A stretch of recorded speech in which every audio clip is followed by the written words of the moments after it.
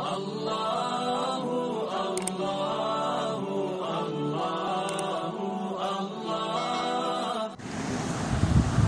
ونصلي على رسوله الكريم اما بعد فاعوذ بالله من الشيطان الرجيم بسم الله الرحمن الرحيم ان الذين يلحدون في آياتنا لا يخفون علينا صدق اللہ العظیم۔ آپ نے دیکھ لیا کہ مسلمانوں نے جس حدیث سے استدلال کیا تھا، مرزا قادیانی نے اس پر اشکالات کر کے اس کو اپنے خیال میں غیر مستند بنا دیا۔ تو سوال یہ ہے کہ مرزا قادیانی کے ہاں دجال کا تصور کیا ہے؟ میں شروع میں آپ کو ایک بات بتا دوں کہ مرزا قادیانی نے جتنے بھی اقوال آگے آ رہے ہیں، بار بار ہمیں دہرانے کی ضرورت نہیں ہے۔ ہم مرزائیوں سے سوال کریں گے کہ یہ جو آپ کا قول ہے، یہ قرآن کی کون سی آیت ہے یا نبی علیہ السلام کی کون سی حدیث سے ثابت ہے؟ یہ سوال ہمارا اس کے ہر قول پر بنتا ہے۔ ان سے تقریباً اقوال تو بہت سارے بنتے ہیں، لیکن ہمارے شیخ ڈاکٹر سعید عنایت اللہ مکی دامت برکاتہم العالیہ نے جو ان سے اقوال ان کی کتابوں سے لیے وہ 16 اقوال ہیں، اور باقی جو اقوال ہے وہ اسی میں کہیں نہ کہیں فٹ ہو جاتے ہیں، تو اس لیے ہم انہی 16 اقوال کو لے لیتے ہیں، ورنہ دوسری جگہ اس سے کوئی 20 اقوال منقول ہیں، لیکن یہ 16 میں باقی اقوال فٹ ہو جاتے ہیں۔ مرزا قادیانی نے اس معاملے میں پھر بڑی قلہ بازیاں کھائی ہے۔ جب حق کو چھوڑتے ہیں نا تو پھر ظاہر ہے کہ باطل کے تو سر و پیر ہوتے نہیں ہیں۔ اس کا پہلا قول یہ ہے، روحانی خزائن جلد 17 صفحہ 211 212 پر وہ لکھتا ہے کہ دجال میں اس بات کی طرف اشارہ ہے کہ اس زمانے میں کہ جب مسیح موعود ظاہر ہوگا، عیسائیوں کا بہت زور ہوگا اور عیسائیت کی ضلالت ایک سیلاب کی طرح زمین پر پھیلے گی، اور اس قدر طوفانی ضلالت جوش مارے گا بجز دعا کے اور کوئی چارہ گر نہ ہوگا۔ تسلیس کے واعظ اس قدر مکر کا جال پھیلائیں گے کہ قریب ہوگا کہ راست بازوں کو بھی گمراہ کر دے، لہٰذا اس دعا کے ساتھ شامل کر دیا گیا، اور اسی ضلالت کے زمانے کی طرف اشارہ ہے جو حدیث میں ہے کہ جب تم دجال دیکھو تو سورہ کہف کی پہلی آیتیں پڑھو، الحمدللہ الذی انزل علی عبدہ الکتاب ولم یجعل لہ عوجا، 5ویں آیت تک۔ تو اس قول کا خلاصہ کیا ہوا کہ دجال سے مراد وہ دجال نہیں ہے، بلکہ اس سے مراد جو نصارہ ہے وہ نصارہ ہیں، اور وہ نصارہ ایسی ضلالت اور طوفان کھڑا کر دیں گے کہ ان کا کوئی مقابلہ نہیں کر سکے گا، اور نصارہ کی تبلیغ عام ہو جائے گی۔ تو اس زمانے میں پھر اللہ حضرت عیسیٰ کو بھیجیں گے، تو کہتے ہیں چونکہ اس زمانے میں عیسائیوں نے بڑا زور پکڑ لیا، تو اس دور کے حساب سے اللہ تعالیٰ نے نعوذ باللہ مجھے مسیح بنا کر بھیجا۔ تو پہلا قول یہ ہے کہ اس سے مراد نصارہ ہے، لیکن ہم اور پھر نسبت ایسی کرتا ہے کہ جیسے گویا نبی علیہ السلام نے فرمایا، حالانکہ نبی علیہ السلام پر صراحتاً جھوٹ ہے۔ وجہ کیا ہے کہ نبی علیہ السلام نے جو اس نے حدیث پیش کی ہے نا کہ اس میں آپ یہ سورہ کہف کی آیتیں پڑھو، اس حدیث میں لفظ آتا ہے اذا رأیتم الدجال، جب تم دجال کو دیکھو۔ تو اگر دجال سے مراد عیسائی ہے تو کیا عیسائی نبی علیہ السلام کے زمانے میں نہیں تھے؟ عیسائی نبی علیہ السلام کے زمانے میں بھی تھے۔ کیا نبی علیہ السلام نے ان کو نہیں دیکھا؟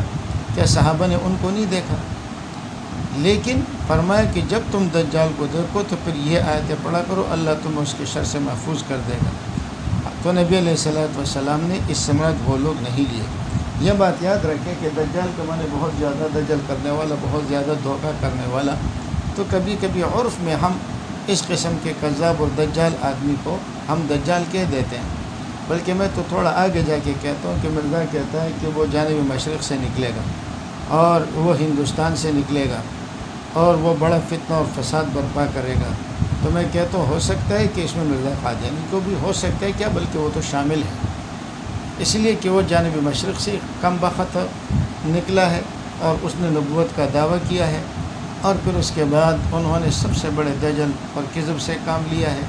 اتنا فتنہ کسی اور زمانے میں ہوا ہی نہیں ہوگا، اور اس زمانے کے لوگوں سے اللہ نے وہ کام لیا جو کام اللہ رب العزت دجال اکبر کے لیے عیسیٰ علیہ السلام سے لیں گے، اور ان علماء نے الحمدللہ ان کا راستہ روکا۔ دوسرا قول وہ کہتا ہے اس سے مراد نصارہ کے واعظین ہیں، نصارہ کے وہ لوگ جو وعظ کرنے والے ہیں اور ان کے مبلغین ہیں۔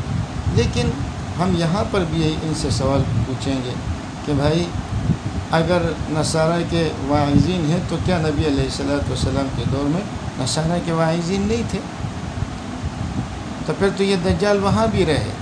کہتے ہیں کہ جی اس زمانے میں بڑا زور ہوا، تو نے بڑا تیر مارا اور بڑا ان کا راستہ تو نے روکا۔ کون سے حدیث میں کہ سمراد نصارہ کے واعظین ہیں؟ تیسرا قول وہ کہتا ہے کہ دجال ہر وہ شخص ہے جو دھوکہ دینے والا ہو، جیسے روحانی خزائن جلد 22 صفحہ 456 پر بتتا ہے دجال کے معنی بجز اس کے اور کچھ نہیں ہے۔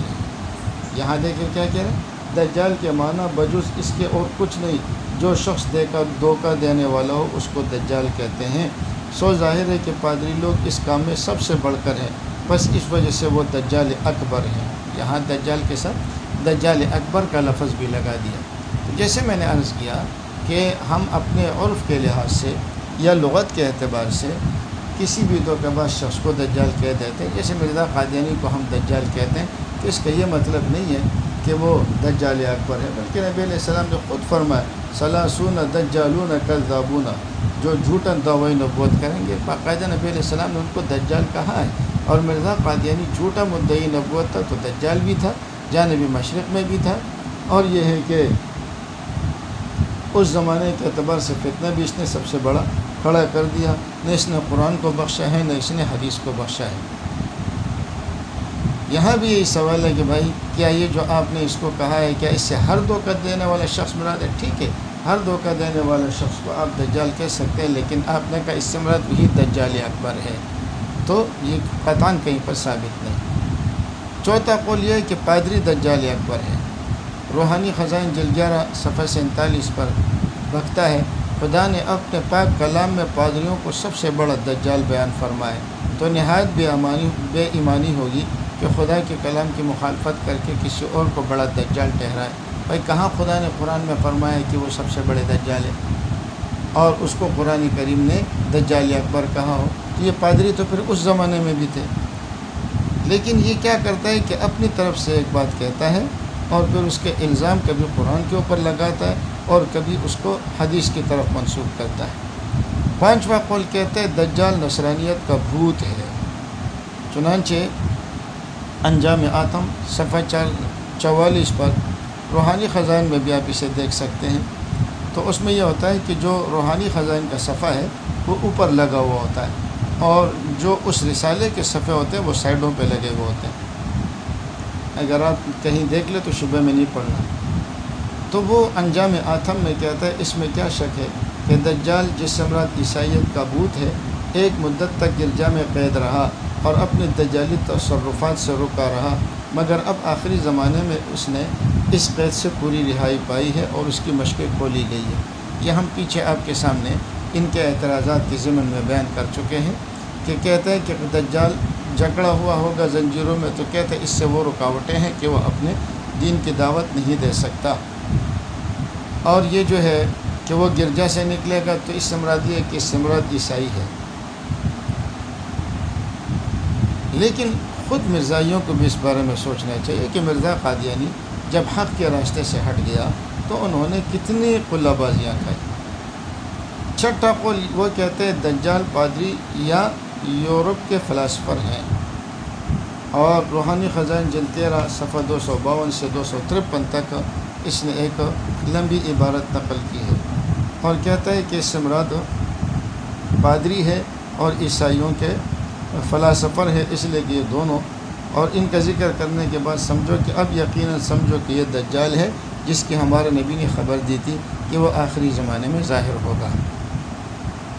تو ہمارے نبی نے کہاں اپنی خبر میں یہ کہا ہے؟ یہ مرزا قادیانی کو ہی معلوم ہوگا۔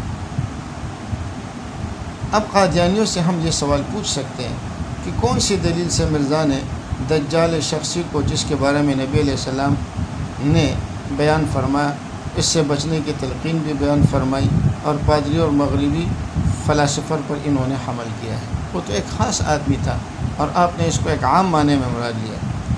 دوسری بات یہ ہے کہ اگر یہی دجال ہے تو پھر مرزا کے خلفاء کیوں کر ان کی پناہ میں لیتے ہیں؟ خلفاء کیا، خود مرزا قادیانی بھی ساری زندگی انہی فلاسفر اور پادریوں کے پناہ میں رہا، اور وہ تو کہہ رہا تھا کہ میری زندگی کے 2 مقصد ہیں، یعنی میرے بعثت کے 2 مقصد ہے، ایک یہ کہ اللہ کی اطاعت کرو، اور دوسری یہ کہ گورنمنٹ برطانیہ کے ساتھ وفاداری کرو۔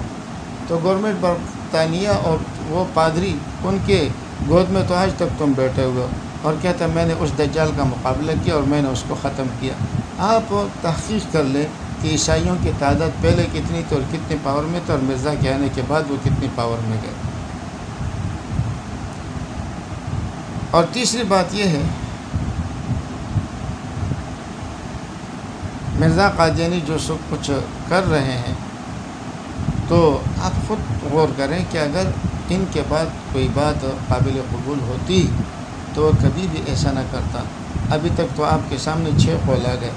7واں قول کہتے ہیں کہ دجال یہ ایک جماعت کا نام ہے، یہ کسی انسان کا نام نہیں ہے، یعنی کسی ایک شخص کا نام نہیں ہے، حالانکہ احادیث سے ثابت ہوتا ہے کہ دجال کوئی ایک شخص ہے۔ اور روحانی خزائن جلد 17 صفحہ 211 212 پر لکھتا ہے دجال ایک جماعت ہے، نہ کہ ایک انسان۔ ان کے اپنے اقوال میں آپ تضاد دیکھیں۔ بلکہ کمال کی بات آگے دیکھیں، 8واں قول دجال با اقبال قوم ہے۔ با اقبال قوموں سے مراد وہ قوموں ہے کہ جو برسر اقتدار ہو، اور ظاہر ہے کہ اس وقت جو اقتدار تھا وہ ملکہ وکٹوریہ کا تھا، جس کی ہندوستان پر حکومت اور راج تھی۔ تو یہ کہتا ہے کہ سمراد یہی قومیں ہیں۔ روحانی خزائن جلد 3 صفحہ 174 پر لکھتا ہے ہمارے نزدیک ممکن ہے کہ دجال سمراد با اقبال قومیں ہوں، اور گدھا ان کا یہی ریل ہو، کہ جو دجال کا گدھا ہوگا اور اس گدھے کے فرمایا کہ 2 کانوں کے درمیان 70 ہاتھ کا فاصلہ ہوگا۔ تو کہتے ہیں کہ دجال سے یہی با اقبال قومیں مراد ہے، اور ان کے گدھے سے مراد یہ ہے کہ ریل گاڑی ہے، اس لیے کہ وہ ریل گاڑی بھی بڑی لمبی ہوتی ہے۔ اب اس کے بعد یہ مرزا ہی جانتا ہے کہ شاید مرزا کی یہ تعویل بھی اس کے آقاؤں کے لیے ناقابل قبول رہی کہ اس نے اہل استعمار کو دجال کہہ دیا، یا ان کے مذہبی رہنماؤں کو انہوں نے لقب دے دیا، تو اس لیے اب اس نے با اقبال قوموں کا لفظ کر کے ان کو مخاطب کیا۔ اور مرزا کہتے ہیں ہم کسی ایسے دجال کے قائل نہیں ہیں جو اپنا کفر بڑھانے کے لیے خون ریزیاں کرتا پھرے۔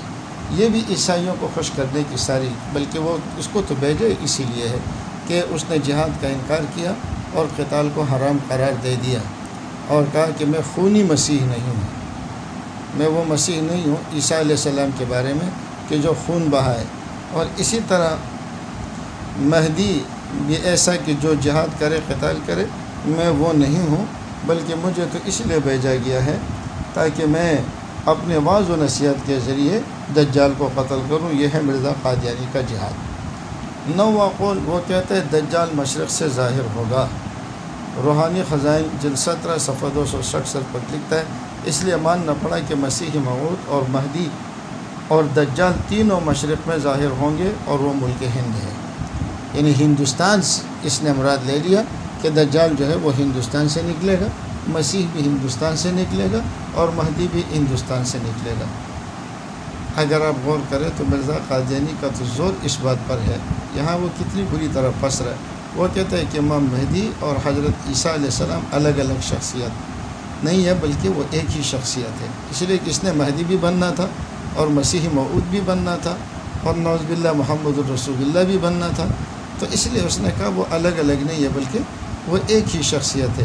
مگر یہاں پر کہتے ہیں کہ مسیح موعود اور مہدی اور دجال تینوں مشرق میں ظاہر ہوں گے، تو ایک تو اس کا اپنا دعویٰ ٹوٹ گیا کہ وہ 3 ہے، ایک نہیں ہے، اور دوسرا یہ کہ وہ ملک ہند ہے، تو یہ مرزا قادیانی کا صراحتاً کھلا جھوٹ ہے۔ 10واں قول وہ کہتے ہیں کہ خلیفہ ابلیس ہے، پھر مرزا نے یعنی اس کو ابلیس قرار دے دیا۔ وہ روحانی خزائن جلد 17 صفحہ 268 269 پر لکھتا ہے مسیح الدجال جس کا ترجمہ ہے خلیفہ ابلیس، گویا مسیح کے معنی خلیفہ کے لیے، اور الدجال سے مراد ابلیس ہے، کیونکہ دجال ابلیس کے ناموں میں سے ایک نام ہے جو اس کا اسم اعظم ہے۔ یہی ہمارا مذہب ہے کہ دراصل شیطان کا اسم اعظم ہے جو بمقابل خدا تعالیٰ کے اسم اعظم ہے، اس تحقیق سے ظاہر ہے کہ نہ حقیقی طور پر دجال یہود کو کہہ سکتا ہے، نہ نصارہ کے پادریوں کو، نہ کسی اور قوم کو، کیونکہ سب خدا کے عاجز بندے ہیں۔ پیچھے جتنے اقوال کیے تھے سب پہ پانے پھر گیا۔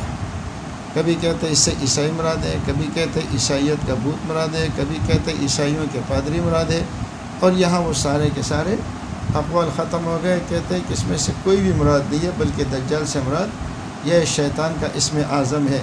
تو مسیح الدجال، تو دجال جب شیطان کا اسم اعظم ہو گیا نعوذ باللہ اللہ کے مقابلے میں، جیسے اللہ کے بہت سارے اسماء ہیں اور اس میں سے ایک اسم اعظم ہے، تو کہتے ہیں کہ شیطان کے چیلوں کے لیے بھی شیطان کے بہت سارے اسماء ہیں، لیکن جو اس میں مسیح الدجال ہے، جو دجال ہے، وہ شیطان کا اسم اعظم ہے۔ اب اس قول کے مطابق مرزا قادیانی نے جساسہ والے دجال پر جتنے اعتراضات کیے تھے سارے ختم ہو گئے، اس لیے کہ وہ اعتراضات تو تب ہوں گے کہ جب دجال کو آپ انسانوں میں سے مانیں گے۔ جب آپ نے اس کو ابلیس کا خلیفہ مان لیا تو اب تو بات ہی ختم ہو گئی، اب تو وہ اشکالات آپ کے سارے ختم ہو گئے۔ اور ابھی تک اس سے پہلے انہوں نے جو 9 اقوال کہے تھے ان 9 اقوالوں پر پانی پھیر دیا۔ کہتے ہیں کہ نہ تو یہ یہود پر کہہ سکتے ہیں، نہ نصارہ کے پادریوں کو، اور نہ کسی اور قوم کو۔ اب آپ خود دیکھیں مرزا قادیانی کہنا کیا چاہتا ہے، اس کے اپنے اقوال میں تضاد تو دیکھیں، اور کہتے ہیں کہ میں نعوذ باللہ اللہ کا نبی ہوں، اور میری زبان پر جو بات آتی ہے وہ الہامی باتیں ہوتی ہیں، اور اس میں کسی جھوٹ کا احتمال نہیں ہے۔ تو آپ نے 9 باتوں کے بعد جو تیسری بات کی تو گزشتہ 9 باتیں تو گئی، بلکہ آگے بھی کافی ساری چیزیں اس سے نکل جائیں گی۔ یہ ہے مرزا قادیانی کے وہ اقوال کہ خود قادیانیوں کو اس چیز کے اوپر سوچنا چاہیے۔ اور مرزا قادیانی کہتا ہے انہی کتابوں میں یہ بھی لکھا ہوا ہے کہ موجود ہے کہ دجال موعود حضرت صلی اللہ علیہ وسلم کے زمانے میں ہی ظاہر ہو گیا تھا۔ کون سی کتابوں میں لکھا ہوا ہے؟ اپنی طرف سے ایک بات کرتا ہے اور پھر اس کے بعد اس کی نفی بھی کرتا ہے، ظاہر ہو گیا تھا اور پھر مر گیا۔ بھائی تمیم داری نے ان کو دیکھا ہے رضی اللہ تعالیٰ عنہ نے، اور ان سے گفتگو ہوئی ہے، ان کا انٹرویو لیا ہے۔ باقی یہ کہ وہ دجال کے طور پر ظاہر ہو چکا تھا تو یہ بات غلط ہے۔ 11واں قول کہتے ہیں کہ ابن سیاد قطعی طور پر دجال ہے، یقینی طور پر ابن سیاد جو ہے وہی دجال ہے، اور کہتے ہیں حضرت عمر رضی اللہ تعالیٰ عنہ نے اسے دجال کہا، لیکن نبی علیہ الصلوۃ والسلام نے اس پر نکیر نہیں کی۔ حالانکہ ابن سیاد یہ کیا تھا؟ ابن سیاد ایک بچہ تھا جس کی ایک آنکھ تھی جو ابری ہوئی تھی، اور وہ بہت زیادہ چلاتا تھا، آواز بھی بدی قسم کی تھی۔ بعض صحابہ نے یہ گمان کیا کہ شاید یہی دجال ہے، اور یہ معاملہ نبی علیہ الصلوۃ والسلام تک پہنچا۔ نبی علیہ الصلوۃ والسلام نے اس کے حضرت عمر نے نبی علیہ الصلوۃ والسلام کے ساتھ تھے، تو نبی علیہ السلام نے فرمایا کیا تو گواہی دیتا ہے کہ میں اللہ کا رسول ہوں؟ تو اس ابن سیاد نے آگے سے کہا کیا آپ گواہی دیتے ہیں کہ میں اللہ کا رسول ہوں؟ حضرت عمر رضی اللہ تعالیٰ عنہ کو غصہ آیا اور فرمایا کہ یا رسول اللہ اجازت دے میں اس کی گردن ماروں، اس لیے کہ تو مرتد ہے۔ مرزا قادیانی کہتے ہیں کہ ان کو یقین ہو گیا تھا کہ یہی دجال ہے۔ اور پھر وہ جو ابن سیاد تھے تو اس کے اوپر کچھ شیطانی اثرات تھے، وہ کچھ باتیں غیب کی بتانے کی کوشش کرتا تھا، اور نبی علیہ الصلوۃ والسلام نے اس کو پکڑ لیا، اور کافی لمبی چوڑی تفصیل ہے۔ نبی علیہ الصلوۃ والسلام نے اپنے دل میں ایک بات چھپائی اور اس سے کہا بتا میں نے تجھ سے کیا بات چھپائی ہے؟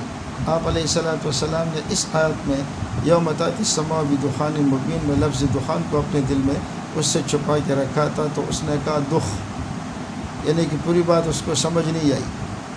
اور پھر وہ ابن سیاد جیسے کہ آگے ایک روایت میں ہم اس کا ذکر کر چکے ہیں شروع میں غالباً، کہ حضرت ابو سعید خدری رضی اللہ تعالیٰ عنہ فرماتے ہیں کہ میں اس کے ساتھ تھا اور مجھے اس پر شبہ تھا، تو اس نے کہا کہ تم کیسے مجھ پر شبہ کرتے ہو؟ نبی علیہ الصلوۃ والسلام نے فرمایا کہ وہ یہودی ہوگا، میں تو مسلمان ہوں۔ آپ نے فرمایا وہ مکہ میں داخل نہیں ہو سکے گا، میں تو حج کر چکا ہوں۔ کچھ ایسی باتیں اس نے بتائی، اور پھر اس کے بارے میں یہ بھی ہے کہ وہ بعد میں مسلمان ہو گیا، اور مسلمان ہونے کے بعد جو یزید نے مدینہ منورہ کے اوپر جو چڑھائی کی تھی تو اس کے بعد سے وہ غائب ہو گیا اور پھر کسی کو نظر نہیں آیا۔ تو یہاں پر ہم یہی کہتے ہیں کہ بھائی ہم نے کب کہا ہے کہ ابن سیاد دجال ہے؟ ہاں اتنی بات ضرور ہے کہ نبی علیہ السلام کو یہ علم چونکہ تدریجاً دیا گیا تو اس لیے اس کے بارے میں آپ کو ایک شبہ تو رہا، لیکن جب تمیم داری کی بات آ گئی تو پھر اس کے بعد یہ شبہ ختم ہو گیا۔ اور یہ دجال حرہ کے واقعہ کے بعد یعنی جب یزید نے چڑھائی کی تھی تو اس کے بعد سے یہ غائب ہو گیا۔ 12واں قول دیکھیں، 12ویں قول میں یہ کہتا ہے کہ مجھے یہ سننے کے قابل ہے۔ ان کے تضادات دیکھیں۔ 11ویں قول میں اس نے کیا کہا؟ ابن سیاد قطعی طور پر دجال ہے، یعنی کہ روحانی خزائن جلد 3 صفحہ 219 پر لکھتا ہے ابن سیاد کا معہود دجال، یعنی جو دجال مسلمانوں کے ذہن میں اور مشہور ہے، ایسے قطعی اور یقینی طور پر ثابت ہو گیا کہ اس میں کسی طور کے شک و شبہ کی کوئی راہ نہیں، یعنی یقینی طور پر۔ 12ویں قول میں کیا کہتا ہے کہ ملفوظات جلد 2 صفحہ 381 پر بکواس کرتا ہے، مجھے تعجب ہے کہ کیوں بیچارے ابن سیاد پر ظلم کیا جاتا ہے کہ خواہ مخواہ اسے دجال بنایا جاتا ہے، حالانکہ ساری عمر میں اس سے کوئی شرارت ظاہر نہیں ہوئی، بلکہ اس نے مسلمان ہو کر اپنی جان دی اور شہید ہوا۔ اس نے رسول اللہ صلی اللہ علیہ وسلم کی تصدیق نبی الامین کہہ کر کی، اور اس کی ماں بھی معلوم ہوتا ہے کہ مسلمان تھی۔ یہ حضرت ابن سیاد رضی اللہ عنہ ہے، یہ مرزا قادیانی کہتا ہے یہ حضرت ابن سیاد رضی اللہ عنہ ہے۔ اور پھر کہتا ہے کہ تم کیوں ظلم کرتے ہو؟ بابا کس نے کہا ہے کہ ابن سیاد جو ہے وہ دجال ہے؟ اس پر تو ایک شبہ ظاہر ہوا تھا، بعد میں جب آپ کو علم ہوا تو آپ نے اس شبے کو ختم کر دیا، لیکن تو نے کہا ہے کہ یقینی طور پر یہی دجال ہے اور اس میں کسی قسم کا شک و شبہ نہیں۔ مرزا قادیانی کے ان تضادات سے آدمی حیران رہ جاتا ہے، خدائی قسم۔ 13واں قول اس کا یہ کہ دجال ایک موہوم امر ہے۔ یہ ملفوظات صفحہ 2 جلد 2 صفحہ 352 پر اس نے ایک لمبی عبارت لکھی ہے، اور اس نے کہا کہ جیسے ایک بیماری ہوتی ہے عورتوں کی، اور اس بیماری میں اس کو رجا کی بیماری کہا جاتا ہے، وہ اس کو یہ وہم ہوتا ہے کہ شاید میرا پیٹ میں حمل ہے، اور یہاں تک کہ وہ حاملہ عورتوں کی طرح جتنی تکالیف حاملہ عورتوں کو پیش آتی ہے ان کو بھی پیش آتی ہے، اور چوتھے مہینے میں اس کو بچے کی حرکت بھی محسوس ہو جاتی ہے، مگر آخر میں کچھ نہیں نکلتا۔ تو کہتے ہیں اسی طرح المسیح الدجال کے متعلق خیالات کا ایک بت بنایا گیا ہے، اور قوت واہمہ نے اس کا ایک وجود خلق کر لیا، جس کو ہم کہتے ہیں یہ بندہ نفسیاتی مریض ہے، اور اس نے یہ سمجھ لیا ہے کہ دجال آنے والا ہے، جو آ کر ان لوگوں کے اعتقاد میں ایک خارجی وجود کی صورت میں نظر آیا۔ اور المسیح الدجال کی حقیقت تو یہ ہے، کہتے ہیں کہ یہ ایک وہم ہے مسلمانوں کے دل میں، اور اس کا حقیقت سے کوئی تعلق نہیں ہے، اور لوگوں نے اس کو بلا وجہ اپنے ذہنوں پر سوار کر لیا، اور لوگ یہ سمجھنے لگے کہ واقعتاً دجال آنے والا ہے، ورنہ دجال کی حقیقت کچھ نہیں ہے، یہ ایک وہم ہے جو مسلمانوں کے دلوں میں بلا وجہ بٹھایا گیا ہے۔ ایک طرف مرزا یہ کہتا ہے، دوسری طرف نبی علیہ السلام فرماتے ہیں دجال کے بارے میں احادیث آئی ہے کہ وہ ایک مخصوص معین شخص ہے، اور حضرت عیسیٰ علیہ السلام ان کو قتل کریں گے۔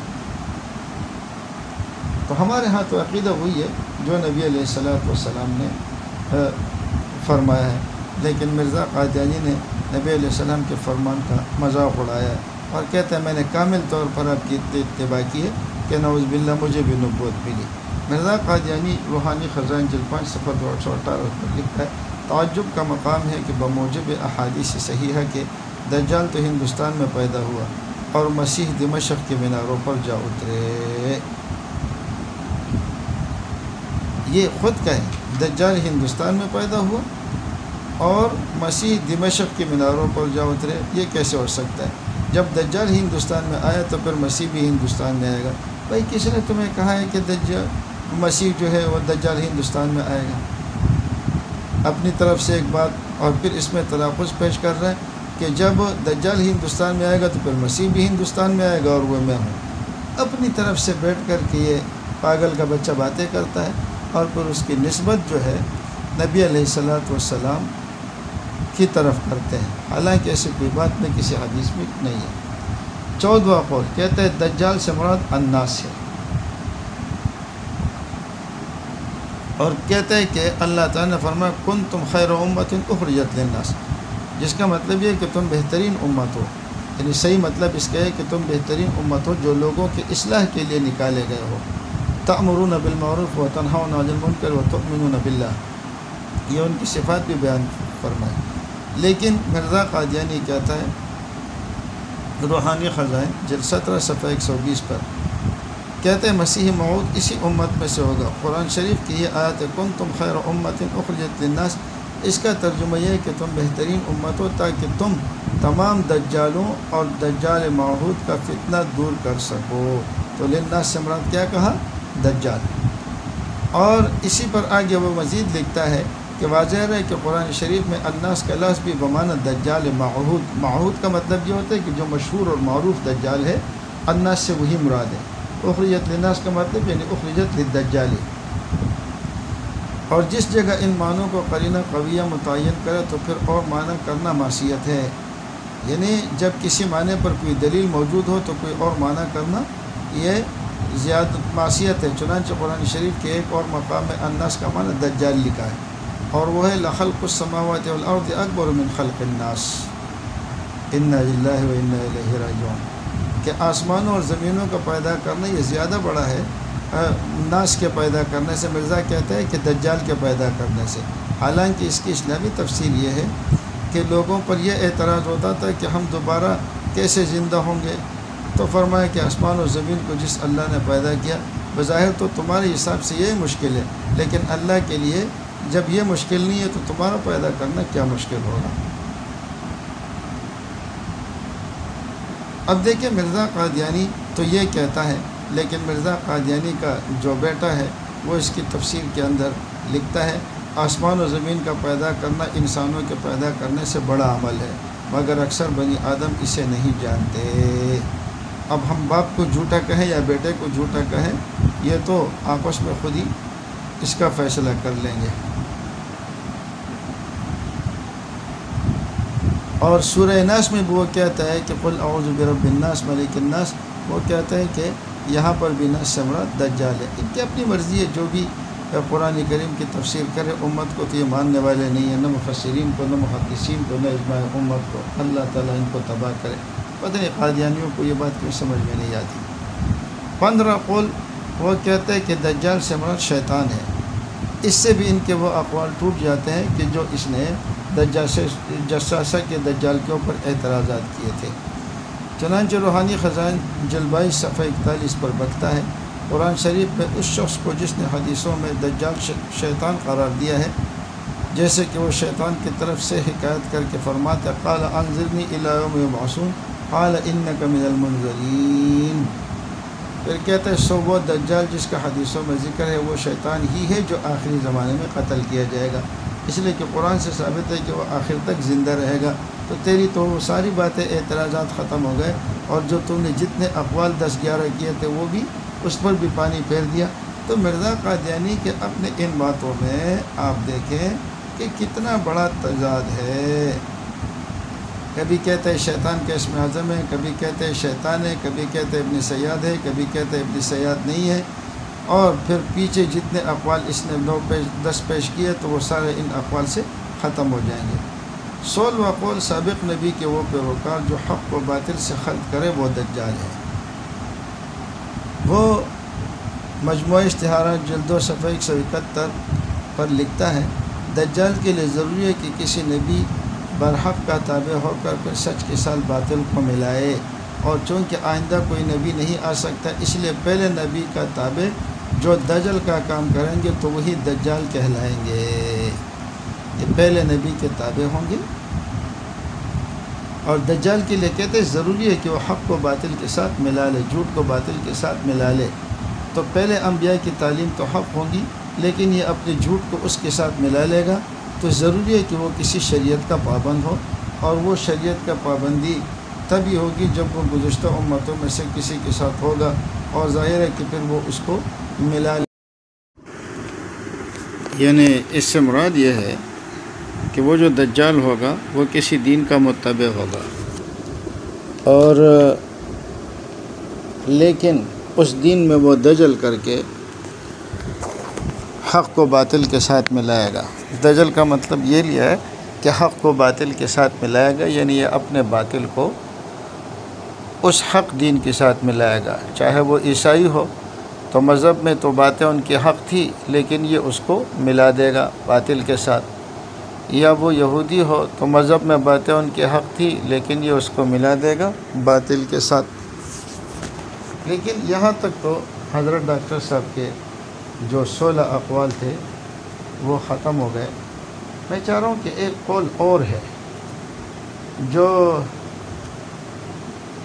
آپ حضرات کو ہم بتا دیں، اور وہ ہے بھی بڑا دلچسپ قسم کا قول، کہ جس کے بارے میں وہ کہتا ہے کہ دجال سے مراد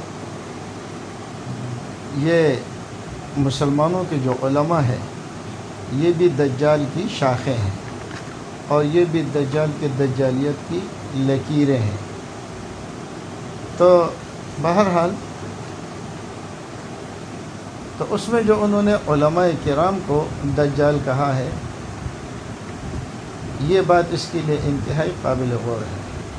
حالانکہ دجال یہ خود ہے، اور علماء کرام اس کے دجل کو دور کرنے کے لیے آئے تھے، مگر یہ اس کی نسبت علماء کو نعوذ باللہ یہ دجال قرار دے رہا ہے۔ یہ روحانی خزائن جلد 4 صفحہ 369 اور 368 اور 369 پر ایک لمبی عبارت ہے، جس کے آخر میں یہ کہتا ہے کہ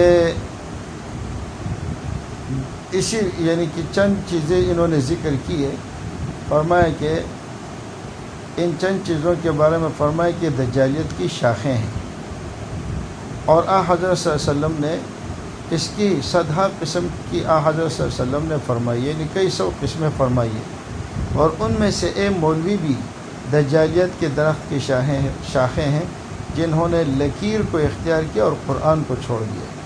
مولویوں نے قرآن کو چھوڑ دیا اس لیے کہ اس کو نہیں مانا، اور یہی وجہ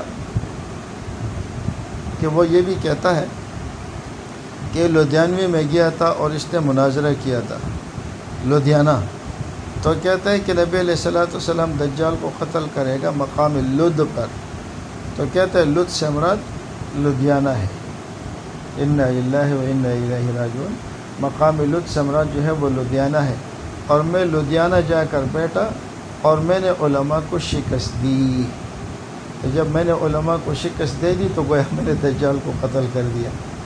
یہ مرزا قادیانی کے لطیفے ہیں جو ہم آپ کے سامنے سنا رہے ہیں، اور اس طرح مرزا قادیانی کا ایک قول یہ ہے کہ من شر الوسواس الخناس، کہ خناس سے مراد وہ کہتا ہے یہاں خناس سے مراد دجال ہے۔ تو آپ حضرات اب خود سوچیں کہ اس زمانے کے علماء، پیر مرلی شاہ گولڈوی رحمۃ اللہ علیہ، بریلوی مسلک سے ان کا تعلق تھا، بہت بڑے بزرگ تھے، اور مولانا انور شاہ کشمیری رحمۃ اللہ علیہ ان کی ملاقات کے لیے آیا کرتے تھے، اور یہ ننگے پاؤں کہتے ہیں کہ مولانا کو تانگے تک چھوڑنے کے لیے جاتے تھے۔ اور یہ بھی میں نے سنا ہے کہ دارالعلوم دیوبند کا جو سالانہ جلسہ ہوتا تھا کہ حضرت پیر صاحب بھی وہاں آتے تھے، اور سالانہ جلسے کے مہمان خصوصی پیر مرلی شاہ گولڈوی رحمۃ اللہ علیہ ہوا کرتے تھے۔ تو بہرحال معتدل قسم کے آدمی تھے اور بہت بڑی شخصیت تھی، اور قادیانیت کے خلاف ان کا بہت بڑا کام ہے، بڑے واقعات ہیں ان کے قادیانیت پر۔ اسی طرح اہل حدیث مسلک سے تعلق رکھنے والے مولانا ثناء اللہ امرتسری رحمۃ اللہ علیہ، مولانا محمد حسین بٹالوی رحمۃ اللہ علیہ، ان کا ذکر آگے آیا گیا، ان کی پیشن گوئیوں میں بھی اور ان کے مناظروں میں بھی انشاءاللہ ہم ان کا ذکر کریں گے۔ مولانا رشید احمد گنگوہی رحمۃ اللہ علیہ، مولانا انور شاہ کشمیری رحمۃ اللہ علیہ، اس طرح جو چوٹی کے علماء تھے کہ جن کے آگے اس کے قدم جم نہیں پائے تھے، تو ان کے متعلق اس خبیث نے کہا کہ دجال سے مراد یہ مولوی ہے اور یہ علماء ہیں۔ اب قادیانی حضرات کو سوچنا چاہیے کہ جن جن چیزوں کے یا جن جن اشخاص کے بارے میں مرزا قادیانی نے دجال ہونے کا فتویٰ دیا ہے، یا اس کے جو دجال کے بارے میں یہ کوئی 18 کو 17 قول تو میں نے ذکر کیا، یہ کوئی 20 اقوال ان کے ملتے ہیں، لیکن وہ ذرا ملتے جلتے ہیں، اس لیے میں نے ان 3 اقوال کو چھوڑ دیا اور یہ 17 اقوال میں نے آپ کے سامنے ذکر کی ہے۔ تو خود سوچیں کہ اگر یہ حق پر ہوتا تو یہ کسی ایک قول کے اوپر ڈٹ جاتا، یہ کہتا ہے کہ میں اپنی طرف سے نہیں بولتا، میں جو بھی بولتا ہوں وہ اللہ کے حکم سے بولتا ہوں، میری بات میں غلطی کا احتمال اور امکان ہو ہی نہیں سکتا۔ حالانکہ کہتے دروغ گورا حافظہ نباشد، پیچھے ہم نے آپ کو ذکر کر دیا کہ ان کے اپنے اقوال کے اندر کتنا بڑا تضاد ہے۔ اس خبیث کو یہ بھی پتہ نہیں چلا میں پہلے کیا کہنا چاہتا ہوں تھا اور اب یہ میں کیا کہہ رہا ہوں۔ پہلے 9 اقوال میں کچھ اور کہا، 10ویں قول جب کیا تو ان سب پہ پانی پھر گیا۔ پھر آگے کبھی کہتا ہے ابن سیاد ہے، پھر کہتا ہے یہ ابن سیاد نہیں ہے۔ تو نبی اس قسم کی باتیں نہیں کرتے۔